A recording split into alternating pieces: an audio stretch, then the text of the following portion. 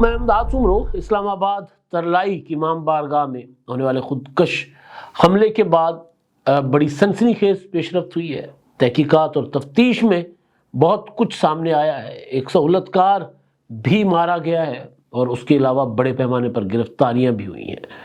اب کئی سوالات جنم لے رہے ہیں۔ تحقیقات اور تفتیش اور اس کے ساتھ ساتھ جو شناخت جس انداز میں خودکش بمبار کی ہوئی ہے وہ بھی بذات خود ایک اس طرح کی جو دہشت گردی کا ایک انوکھا واقعہ ہے کہ وہ دہشت گرد اپنے ساتھ شناختی کارڈ لے کر حملہ کرنے پہنچا ہوا تھا، اور شناختی کارڈ کی وجہ سے ہی انٹیلیجنس اداروں کو اس کے نیٹ ورک تک یا اس کے اہل خانہ تک، سہولت کاروں تک پہنچنے میں مدد ملی۔ تو یہ شناختی کارڈ لے کر اس کا آنا دہشت گردی کے لیے یہ کیا پیغام ہے؟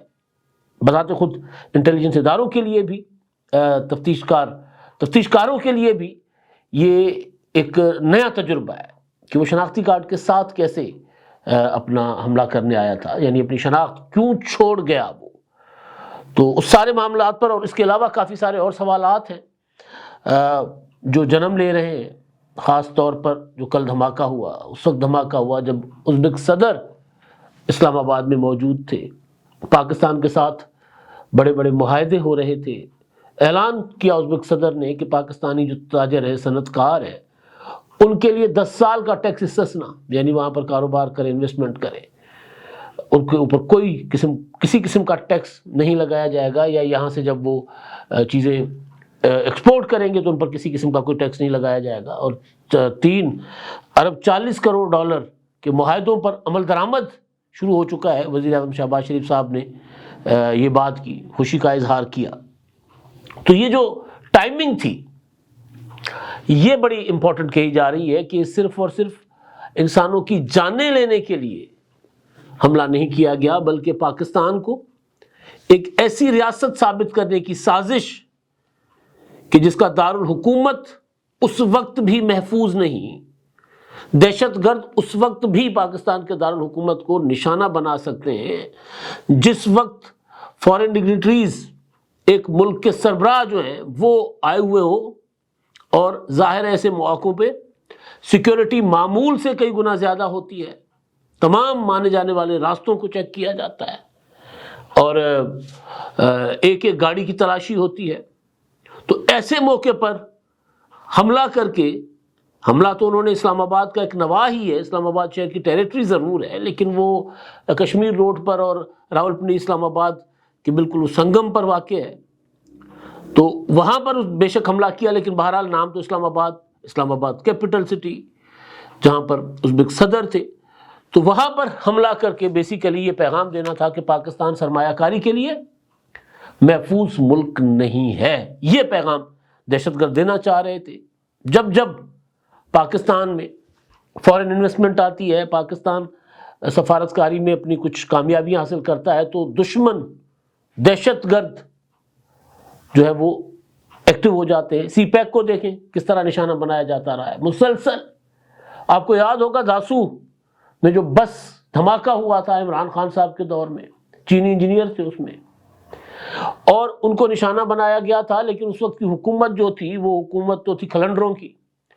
شامود قریشی صاحب ادھر ہی تھے وسطی ایشیا میں کہیں، وہاں پر دھماکے والے دن، دھماکے کے اگلے دن پوچھا گیا ان سے میڈیا کی طرف سے، انہوں نے کہا وہ گاڑی خراب تھی، جن کی گاڑی میں فالٹ تھا چینی انجینئرز کی، تو وہ اس وجہ سے گاڑی جو ہے وہ کھائی میں گر گئی، تو وہ ہلاکتیں ہوئی ہیں۔ تو اس پر چینی بھائی ناراض بہت ہوئے تھے کہ یار ایک تو ہم قربانیاں دے رہے ہیں، ہمارے لوگوں پر دہشت گرد آپ کے ملک میں حملہ کر رہے ہیں، آپ سیکیورٹی نہیں دے پا رہے، اور آپ اوپر سے ہمیں ہی مورد الزام ٹھہراتے ہیں کہ ہم نے اپنے جو ورکرز ہیں، انجینئرز ہیں، تعمیرات کے شعبے کے ہمارے ایکسپرٹس جو ہیں، ان کو ہم نے کھٹارا گاڑی دے کے بھیجا۔ آپ یہ کہنا چاہ رہے ہیں؟ تو دہشت گرد ہر موقع پر جب جب پاکستان میں سرمایہ کاری آتی ہے یا پاکستان میں کچھ ترقیاتی منصوبے اور سی پیک ٹائپ کوئی کام شروع ہوتا ہے، تو دہشت گرد حملہ کرنا شروع کر دیتے ہیں۔ کراچی میں چینی انجینئرز پر حملہ کیا گیا، ماضی میں جاپانیز پر حملہ کیا گیا۔ یہ سارا ایک سلسلہ ہے جو دہائیوں سے چل رہا ہے پاکستان میں، تو اسی سلسلے کی ایک کڑی ہے دہشت گرد حملہ۔ لیکن بہرحال پاکستان کی ریاست مسلسل دہشت گردوں کا مقابلہ بھی کر رہی ہے اور عوام بھی کر رہے ہیں ظاہر مقابلہ. ایسا نہیں ہے کہ لوگوں نے کچھ سرنڈر کیا ہے. ہاں اتنا ضرور ہے کہ کچھ اپنے مفادات کی خاطر کچھ سیاسی قوتیں دہشت گردی کو دہشت گردی نہیں کہتی، اگر مگر چونکہ چنانچہ کہہ کے نا دہشت گردوں کو کسی نہ کسی شکل میں معصوم بنانے کی کوشش کرتی ہے، مظلوم بنانے کی کوشش کرتی ہے. کہتے ہیں یہ تو رد عمل ہے، عمران خان ٹائپ لوگ کہ دیکھیں جی جب یہ ہوگا تو پھر یہ تو ہوگا. ایسا نہیں ہوتا. یہ دہشت گرد رد عمل میں دہشت گردی نہیں کر رہے. دہشت گردی پہلے شروع ہوئی ہے اور ان کے خلاف کارروائیاں بعد میں شروع ہوئی ہیں. تو بہرحال جو اپنا کل کا دھماکہ ہے اس میں جو تازہ ترین اپڈیٹ ہے وہ یہ ہے کہ ہلاکتیں جو ہیں شہادتیں وہ ہو گئی ہیں 33. پمز اسپتال میں ایک اور زخمی جو ہے وہ چل بسے ہیں اور اس کے علاوہ 20 لوگ زخمی جو ہیں بتائے جا رہے ہیں کہ ان کی حالت نازک ہے، تشویشناک ہے اور وہ آئی سی یو میں. اب جو انویسٹیگیشن ہے اس حوالے سے میں اس پر آتا ہوں کہ جو شناختی کارڈ اس کا ملا ہے اس میں اس کا نام یاسر ولد بہادر خان، رہائش عباس کالونی، شیر و جنگی، 4 سدہ روڈ، پشاور، یعنی پشاور کے علاقے میں نوائی علاقے میں اس کا پتہ ہے. اور موجودہ پتہ گنج محلہ قاضیان پشاور، یہ یعنی مستقل پتہ جو ہے وہ 4 سدہ روڈ شیر و جنگی کا ہے اور موجودہ پتہ جو ہے گنج محلہ قاضیان. اچھا اب یہ 5 ماہ افغانستان میں قیام کر چکا. ابھی کیونکہ شناختی کارڈ لے کر آیا تھا تو لہٰذا وہ جو جیو فرانزک ہوا ہے اس میں کیونکہ اس کی اپنے موبائل سم استعمال کی ہے تو وہ انویسٹیگیشن میں فوری طور پر ظاہر بڑی مدد ملی ہے شناختی کارڈ ملنے سے کہ ایک تو سارا نیٹ ورک وہاں تک جو قریبی نیٹ ورک تھا، باقی تو ابھی پیچھے کون ہے وہی پتہ چل جائے گا. لیکن وہ اپنے موبائل فون، کیونکہ موبائل میں جیو فینسنگ جب ہوتی ہے تو پتہ چلتا ہے، لوکیشن ٹریس ہوتی ہے کہ بندہ کب کب کہاں کہاں جاتا رہا ہے. تو اسے پتہ چلا کہ یہ اس امام بارگاہ کی ریکی کرتا رہا ہے. پھر ساتھ کون آیا اس کا بھی پتہ چل گیا. تو نوشہرہ میں کارروائی کر کے اس سہولت کار کو رپورٹس کے مطابق، میڈیا رپورٹس کے مطابق مار دیا گیا ہے. اور کیونکہ شناختی کارڈ مل گیا تو پاسپورٹ بھی ظاہر ہے اس کی بنیاد پہ نادرا میں ریکارڈ سارا آ گیا. پھر ٹریول ہسٹری بھی مل گئی کہ 5 ماہ افغانستان رہا. افغانستان کیا کرنے گیا تھا؟ چنے بیچ رہا تھا وہاں پہ. افغانستان کو کاروبار تھا اس کا ظاہر نہیں. وہاں تربیت لے رہا تھا خودکش حملے کی، دہشت گردی کی، کیونکہ یہ اتنا تربیت یافتہ تھا کہ آیا جب حملہ کرنے، یہ یاسر دہشت گرد جب حملہ کرنے آیا تو اس نے پہلے 2 گولیاں باہر فائر کی، گارڈ وغیرہ کو ہٹ کیا. اس کے بعد اندر جا کر ہال میں جا کر بھی جو ہے اس نے 4 گولیاں چلائیں، 6 گولیاں بھی چلائیں اس نے اور پھر خود کو دھماکے سے اڑایا. جو اپنا نماز جمعہ میں جو صفیں تھی پچھلی صف میں اس نے اپنے آپ کو اڑایا اور ایک بہادر نوجوان نے اس کو روکنے کی بھی کوشش کی تاکہ وہ آگے نہ بڑھے. اچھا اب اس سارے جو تفتیش ہوئی شناختی کارڈ کے بعد تو اس دہشت گرد کی والدہ کو اسلام آباد سے، 2 بھائیوں کو پشاور سے اور ایک بہنوئی کو کراچی سے گرفتار کیا گیا اور ان کو گرفتار کر کے ان سے پوچھ گچھ کی جا رہی ہے. ظاہر شناختی کارڈ مل گیا تو اس کے بعد تو جن سے فون پہ رابطے میں تھا وہاں تک تو پہنچنا آسان تھا. اب اس حوالے سے کچھ رپورٹس یہ ہیں کہ جی اس کے پیچھے داعش ہو سکتی ہے. کچھ اس طرح کی غیر مصدقہ اطلاعات تھیں کہ جی وہ داعش نے فلاں جو آرگنائزیشن سے کہا ہے کہ اس کا ہم نے بدلہ لیا ہے. کچھ رپورٹس یہ ہیں کہ یہ فطرت الخوارج کی واردات ہو سکتی ہے. اسی طرح انکنفرمڈ مختلف چیزیں، لیکن ابھی تک باضابطہ طور پر جب میں ویلاگ کر رہا ہوں تو کسی ٹیررسٹ تنظیم نے اس کی ذمہ داری قبول نہیں کی اور ابھی تک آفیشلی بھی یہ نہیں بتایا گیا کہ کون سے گروپ کا یہ کارستانی ہے. اتنا ضرور ہے کہ افغانستان گیا تھا، اب اس میں ٹی ٹی پی ہے، داعش ہے.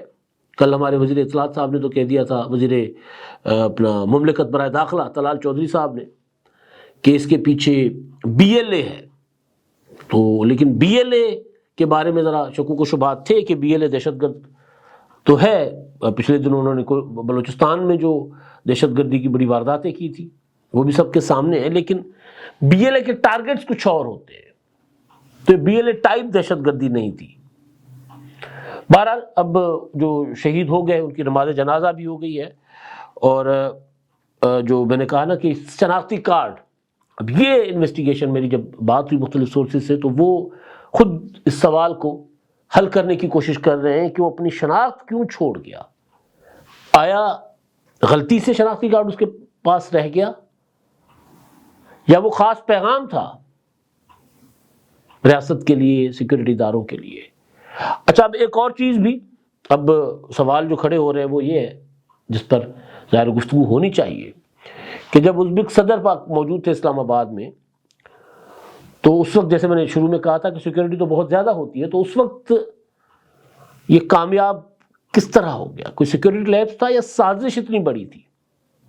اور ظاہر ہے اس طرح کے دہشت گرد جو ہوتے ہیں نا، جب ٹارگٹ پر جاتے ہیں تو وہ اس وقت ہی شہر سے باہر نہیں آتے، یا ان کے پاس جو اسلحہ 4 کلو بارود تھا، اس کے بتایا جا رہا ہے کہ 4 کلو کی جیکٹ تھی اس کو پہنی ہوئی بارودی مواد والی. تو ایسے جب آتے ہیں تو یہ سارا کچھ آہستہ آہستہ قسطوں میں جمع کرتے ہیں شہر کے اندر. کہیں مکان لے کر کرایہ کاریں لیتے ہیں، کہیں ماضی میں تو یہ مدارس میں بھی رہتے رہے. لاہور میں جو بڑے بڑے دھماکے ہوئے تھے، آئی ایس آئی کی بلڈنگ کو ہٹ کیا گیا تھا، ایف آئی اے کی بلڈنگ کو ہٹ کیا گیا تھا. اسی طرح وہ جو جی پی او چوک پر حملہ ہوا تھا، یہاں پر فضائیہ کے اپنا کالج پر حملہ ہوا تھا. تو یہ جتنے بھی حملے ہوئے تھے، ان حملوں میں جب انویسٹیگیشن ہوئی تو جو دہشت، یا جو کیپٹن مبین شہید جو فیصل چوک پر پنجاب اسمبلی کے سامنے حملہ ہوا تھا ایک احتجاج کے دوران، جس میں ڈی آئی جی کیپٹن مبین شہید ہو گئے تھے، تو ان کی جتنی بھی انویسٹیگیشنز ہوئی ہیں وہ پہلے آ کے شہر میں قیام کرتے ہیں، ٹارگٹ کی ریکی کرتے ہیں مسلسل، اور بڑا آرام سے سارا کچھ کر کے پھر فائنلی ہٹ کرتے ہیں ٹارگٹ کو. یعنی یہ نہیں ہے کہ جس دن ازبک صدر اسلام آباد میں تھی اسی دن ہی اسلام آباد سے باہر سے اندر داخل ہوا ہوگا، ایسا نہیں ہوگا. یہ وہاں موجود ہوگا، وہاں کہیں قیام اور یہ وہ ساری چیزیں پتہ چل جائیں گی. سہولت کار بھی تو ظاہر وہ پکڑے گئے، ابھی تو صرف قریبی لوگ بتائے گئے ہیں، لیکن باقی جو گرفتار ہوئے ہیں، جو آپریشنز ہو رہے ہیں، ان کی ابھی ڈیٹیل سامنے نہیں آ رہی. جب آئیں گی تو سنسنی خیز قسم کے انکشافات سامنے آئیں گے. اچھا جی، آخری چیز یہ ہے کہ بسنت آج لاہور میں عروج پر ہوگی ہفتہ، اور عموماً جو بسنت نائٹ ہفتے کو ہی ہوا کرتی تھی. رات تو بدقسمتی تھی، ایک تو ظاہر ہے اتنا بڑا سانحہ ہو گیا، تو اس میں بڑے لوگ جو ہے وہ انہوں نے ایک رات بسنت نہیں منائی، ترک کر دی. جو منا رہے تھے منچلے، ان کے لیے ہوا نہیں تھی، ہوا بالکل ہی نہیں تھی لاہور میں. رات کو 3 بجے کے بعد جا کر ہوا کھلی ہے. اس پہ میں ایک چیز دیکھ رہا تھا، تحریک انصاف کے لوگ، یار ان لوگوں کو پتہ نہیں کیا، مطلب لوگوں کو خوش ہوتے بھی نہیں دیکھ سکتے. انہوں نے ویڈیوز لگا کے ٹویٹ کی کہ یہ دیکھیں لوگ نہیں جشن منا رہے، مسترد کر دیا مریم نواز کو. یار مریم نواز نے تو بسنت کر کے لوگوں کو ایک سہولت دی ہے کہ جی آپ کا کلچر ہے، آپ اس کو ریوائیو کریں. لوگ خود چاہتے تھے بسنت واپس آئے. تو آج دیکھیے گا، آج ہوا بھی ہے، تو ٹویٹ کر رہے تھے کہ جی دیکھیں بسنت نہیں منا رہے لوگوں نے رد کر دیا، مسترد کر دیا. ایسا نہیں ہے، یہ کلچرل فیسٹیوٹی ہے، اور لاہوری اس کو منائیں گے. یہ پولیٹیکل تمام وہ جو ہوتا ہے نا تفریق سے بالا تر ہو کر منائیں گے. ذرا پھرے نا لاہور میں نکل کر، ایک ہی پارٹی پر آپ کو تمام پولیٹیکل پارٹیز کے ورکرز بھی ملیں گے اور اپنا لیڈرز بھی ملیں گے. ہم ایسے دعوت نامے آئے ہیں جس میں وہ پوچھتے جی کون کون آ رہا ہے، جی فلاں بھی آ رہا ہے، فلاں بھی آ رہا ہے، فلاں بھی آ رہا ہے، وہ فلاں کون ہے، وہ فلاں کون ہے، سارے ایک دوسرے کے مخالفین ہیں. تو یہ بسنت سیاست بسنت کے آڑے نہیں آ سکتی. ہاں موسم آڑے آ گیا تھا، ہوا نہیں تھی. آج ہوا چلے گی، چل رہی ہے ابھی لوگ اس وقت جب میں آپ سے گفتگو کر رہا ہوں، آپ کے پاس یہ میرے کوئی 1.5-2 گھنٹے بعد آئے گا بھی لوگ، تو اس وقت بھی لاہور کی چھتوں سے گڈی اڑ رہی ہے، گڈا اڑ رہا ہے، پتنگ اڑ رہی ہے. تو بہرحال بسنت منائیں، احتیاط کے ساتھ منائیں، اور موٹر سائیکل والے کوشش کریں کہ نہ نکلیں. نکلیں تو جو حفاظتی تدابیر ہیں وہ، اور پتنگ لوٹیں کھلے علاقوں میں. کوئی پتنگ اگر اٹک گئی ہے کسی بجلی کی تاروں میں تو اس کے قریب نہ جائیں. سڑک پر بھی میں دیکھ رہا تھا کہ بچوں کی ٹولیاں، کیونکہ اب ظاہر گڈی آج اڑے گی، آج پیچے لگیں گے، آج بوکاٹا ہوگا، تو وہ بچے جو ہے نا سڑک پر جا کر گڈی لوٹنے کی کوشش میں، گڈا لوٹنے کی کوشش میں گاڑیوں کے نیچے آ جاتے ہیں. تو کل حادثات ہوئے تھے، تو وہ بھی ذرا احتیاط کریں. بسنت منائیں، اپنے گھر والوں کی خوشی کا بھی خیال رکھیں کہ کل آپ کو کچھ ہو جائے تو پھر گھر والے ساری زندگی ماتم کرتے نہ رہ جائیں. اب تک کے لیے اتنا ہی. اللہ حافظ. 999 کمیونیکیشن، ڈیجیٹل میڈیا اور یوٹیوب چینلز کی دنیا میں بڑی کامیابیاں سمیٹنے کے بعد اب ویب نیوز، ویب چینل اور یوٹیوب نیوز چینل کی طرف قدم بڑھا رہا ہے، جس کے لیے ہمیں ملک بھر میں رپورٹرز کی ضرورت ہے. خواہش مند حضرات و خواتین نیچے دیے گئے نمبر پر رابطہ کریں. What's app +92 309 1226 999.